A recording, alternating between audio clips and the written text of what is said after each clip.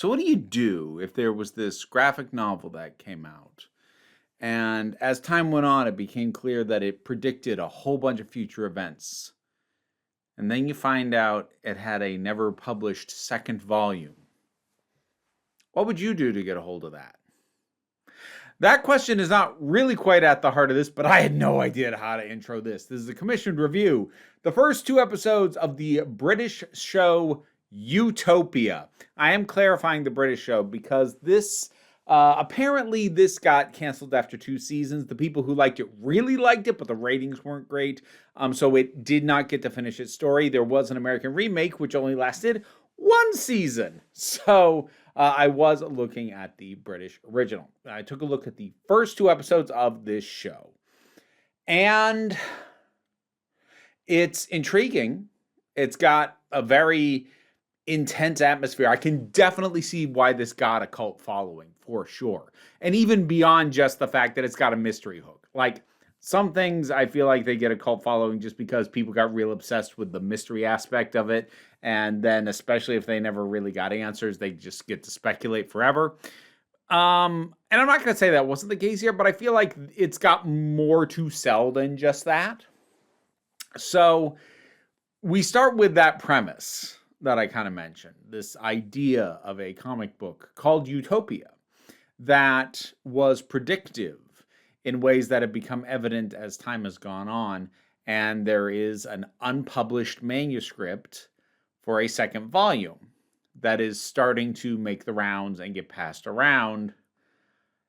Except that also, it seems like everyone connected to it or has even briefly been in possession of it is starting to get killed. The opening scene, like, I didn't look up anything about this before I watched it. The opening scene is something because it just takes place in this comic book shop as it's closing, and these two guys just come in, and one of them like has this yellow bag, and he just pulls a bit of pipe out of it and just beats a guy to death over the head. Then he gets this gas canister, and he tells the other guys, look, just inhale this, you'll pass out, we'll do what we need to do here, and then we'll leave. It doesn't make them pass out, it kills them, but he gets them to voluntarily inhale the gas because they think it might save their lives. It's pretty twisted, actually, and it definitely grabbed my freaking attention. So we have these sort of, I'm just going to call them hitmen that are looking for this thing. And our primary cast of characters, there is a group of people who are in an online forum about this comic, and they catch wind that there's a second volume. In fact, one of them has or at least claims has gotten his hand on it, and they're all supposed to meet up actually for the first time in person, and he's going to show them. He never shows up. You can guess why. And it falls into the hands of one of the online forum members, a 11-year-old kid named Grant, who nobody else in the forum realizes he's that young because, he claims to be I forget what the term they used for, but like some kind of city planner kind of thing, like big shot businessman kind of thing, claims to drive a Porsche and have a supermodel girlfriend, the kind of ridiculous stuff an 11-year-old would claim on the internet. So there's him, there's Becky, who is actually in college and is trying to get clearance to do her doctorate on the phenomenon of the Utopia comic. There is Ian, who is just a tech IT guy that just finds the thing. Like, he doesn't believe any of this. He doesn't believe that the comic book was actually predictive or anything. He just finds it interesting. And then there's Wilson. And Wilson is a little paranoid, but very lovable. And there's these two guys who start hunting them down and also appear to be somewhat dismantling their lives. And they always have a question that they ask people before they kill them. Where is Jessica Hyde? Well, Jessica Hyde shows up at the end of the first episode and starts traveling with the others. I say traveling, go into hiding, which is something she has apparently been doing from a very young age. So there is a fair bit to get sort of grabbed by. It's got that initial mystery hook, but also that real, very palpable sense of danger. The characters are pretty well fleshed out too. I actually can kind of highlight Grant for this because I was actually really nervous about Grant. Grant is, I guess the euphemistic term would be a troubled kid. Like he clearly, he has home life issues, he has behavioral issues, he has impulse control issues, just real bad. But I was nervous because, how do I want to put this? Kids who can't control their behavior and take any kind of enjoyment out of inflicting pain and discomfort on others, it's something that's very hard for me to sympathize with it. Like, I'm not saying they don't deserve sympathy or empathy, especially when we're talking in real life. But whether it be in real life or in fiction, my own personal ability to empathize or have sympathy kind of has a cap because, I'm a parent and I've seen the impacts of kids like that. And while I can have all the sympathy in the world in concept, I generally have a lot more sympathy for the people whose lives they make miserable. So there's a part of me that gets riled up about what I feel is oftentimes the primary centering of, I'll just say it, bullies instead of the bullied. I feel like I've seen too many things at this point that ask me to sympathize with characters who are leaving a trail of victims behind them. And Grant isn't quite that bad. Like, sort of my go-to example is there is a high school age character in the show The OA, which was a show years ago I watched the first 2 episodes of, and I hated him. And the show clearly wanted me to feel bad for him. And I'm like, I frickin' don't.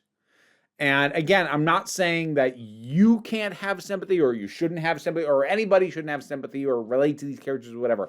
I can't. It's real hard for me. And I was afraid Grant was going to become that. I was really afraid, given some of his early behavior and his attitude, that like, oh, you are going to be the insufferable, bullying little turd that I'm going to be asked to sympathize with. It doesn't quite go that far, at least not in the first 2 episodes. Like, that is a balancing act that thing would have to maintain the whole way through. But it finds little moments, usually with his sense of loneliness and fear, that really help giving me a point to be like, okay, I kind of get. And like, ultimately, there was a lower cap on how bad his behavior got than I was expecting. I was expecting him to act worse and for the show to, sort of act like I'm the jerk for not feeling bad for him. But they actually balanced it quite well. It's always kind of nice for me when I see a character type, an archetype, or a trope that I normally dislike be done in a way that doesn't bother me, because it serves as a reminder that the problem I often have isn't that the trope, archetype, character type, or whatever is innately always bad. It's just the way most people seem to do it, I feel, is bad. But there are still ways to do it to make it work. And Grant was a good example for that. And the other characters feel very, very personable and very human. There's actually this. So this is so weird, but like, in an odd way. Okay, again, talking about stuff that normally doesn't work for me. Generally, if like you've got a group, a small group, and there's one girl and she immediately sleeps with or tries to sleep with one of the guys, I'm going to be rolling my eyes going, yeah, fine, sure, why not? Have her do that. But like, that kind of happens between Becky and Ian when the two of them and Wilson all get drunk and then Wilson passes out. But the thing is, like, it didn't feel like something that was done because the writers couldn't think of anything else to do with her. And it's actually a adorably awkward scene between her and Ian.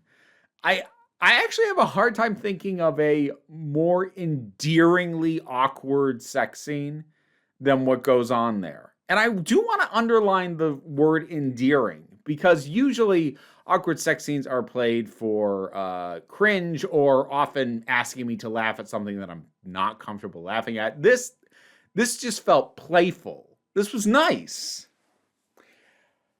There are other scenes where nice is not a word that has any business coming anywhere near it. And now we're kind of getting to the stuff where even if, in theory, I had the time to watch the rest of this show on my own, which, as a reminder, I pretty much never do when I get commissioned just to watch a couple of episodes, even when it's something I really like. I've got too much else on, and I generally am not going to be able to get around to catching up on this thing. In theory, I could maybe do this one. It's only 6 episodes to a season, so 12 episodes total. I've already seen 2. But then on the other hand, I would know I'd be watching something that wouldn't be finished anyway. But even setting all that aside, even if none of that was a factor, I still would be hesitant, I think, to watch more of this because of some of the violence in it. And I do want to specify, I think it's at least to my tastes, it's just a minor mishandling because in specific, there is a torture scene that happens to Wilson. And I'm given what the scene is meant to convey about not only the guys doing this, well, specifically the guy doing it, his partner who's just kind of sitting around, and the organization that the two of them work for, I get the purpose of a torture scene here. It serves a narrative purpose. I get why it's there. It makes sense. It establishes the lengths that these people in this organization are willing to go through without even batting an eye. I think all of that has value. I still think they showed way, way, way more than they should have. I'm not going to say in detail what it was that happened to him, but I am going to say that what I would have done with this scene is just cut out the middle of it, because it opens with this guy going through the things he has on this table and saying very explicitly, this is what I'm going to do to you. I'm going to do this, and then this, and then this, and then this. Like, if you've seen the show, you know what I'm talking about. And I think all you had to do was have the other guy ask the question he always asks, where's Jessica Hyde? Have Wilson answer honestly, which is, I don't know who that is. And then have the guy come in with the stuff and prepare to start to do the stuff to him. And then we jump ahead to when it's all been used on him and we can see the state that he's in after that. And so it makes clear, you know exactly what happened. It was described in a way that's already horrific. You see the aftermath. That's plenty. But it doesn't stop there. It does, in fact, show you each step. Not the final step to its completion, but definitely the start of it. More of it than I thought they were going to show, and I was already uncomfortable by that point. I don't think it is anything other than shock value to actually show it. I think explaining what was going to happen and then making it clear that it did happen would have been enough. And I suppose the other aspect of this that makes it a little iffy for me is I am also at this point very very turned off by the trope of torturing for information works. Now, I suppose to be fair, it doesn't necessarily validate it with these guys because, you know, they work for an organization that's going to do what it wants to do regardless of the answers they get. And they were probably going to kill people anyways. But at the same time, it's just a trope I'm not super comfortable with. It works slightly better when it's being done by the bad guys, except that Jessica Hyde, who, at least as far as I got, appears to be nominally one of the good guys, also does this. And I know people are going to split hairs with me because whenever I get uppity about shows with cult followings, it always comes down to hair splitting. So allow me to explain. Jessica ties up this member of the CIA. I do actually really love the line that when she finds out that this person is CIA, she's like, oh, damn it. Well, she's not going to know anything. Like, I actually really love that. And there's even an explanation for that, like because the CIA silos the information, so most of the agents in the field don't have a strong idea of the bigger picture going on. They just know what they personally are supposed to do. But I just like that as a sentiment. I thought that was great. But anyways, she ties this woman up, puts her feet in water, and says, okay, cool. I've got this cable and the switch, and if you lie to me, putting the cable in the water, and then I'm going to flick this switch and run electricity through you. And I know some people will argue with me, okay, but she doesn't do it. I don't care. Because functionally, especially dealing with the issue that in reality, torture does not get reliable information. Like it just doesn't.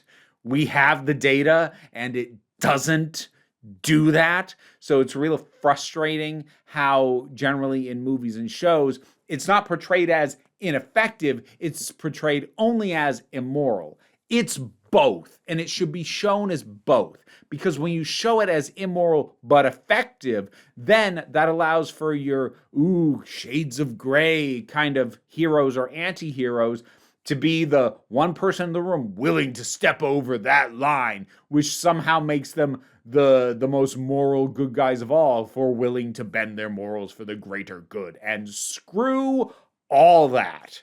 Screw Jack Bauer. But the thing is that functionally, in terms of the information you are getting, actively torturing someone and threatening to torture them are equally ineffective at getting reliable information out of someone. Because if they tell you something, it is out of fear or to stop the pain. They're either afraid of the pain you're about to inflict or they want to stop the pain you are already inflicting. Just because Jessica didn't get to that second step doesn't make it any less a scene of torture with the exact same problems. And she is nominally one of the good guys. That having been said, she is painted as the most morally gray of the group, but we are still expected, at least at this point, to side with her. So the first torture scene, it's a case of that was more detailed, more graphic, and you show more than you should have. The second one, I'm like, oh, you're gonna act like it really is effective and have the heroes do it too. Great, wonderful. Okay, so stuff like that kind of makes me anxious. And then tail end of the second episode, the show. I don't want. What do I want to say for this? If you've been around my channel for a while, especially during the Chris Chibnall era of Doctor Who, when I've talked about that show over on the main channel, I frequently talked about my distaste for casual narrative cruelty, unnecessary narrative cruelty, where it doesn't make a point that hasn't already been made, and it's just knife twisting. And the end of the second episode does that. And yeah, didn't care for it. Because, I mean, I'm sure I'll throw this out there. It also involves kids. Like, I'm uncomfortable with the endangerment of children a lot of the time. Not as an absolute, but frequently. So, needless child trauma and or death. Yeah, it's kind of a turnoff for me as far as these things go. So between all that, it would make me reluctant to keep going with this anyway. But I definitely do see what the appeal is.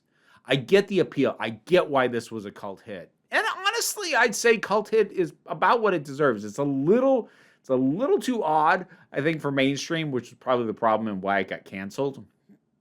And like, there's other stuff going on besides this. There's like a whole thing with a cabinet minister and his assistants being blackmailed, and like there's all this other stuff, but that was significantly less interesting, I am going to say.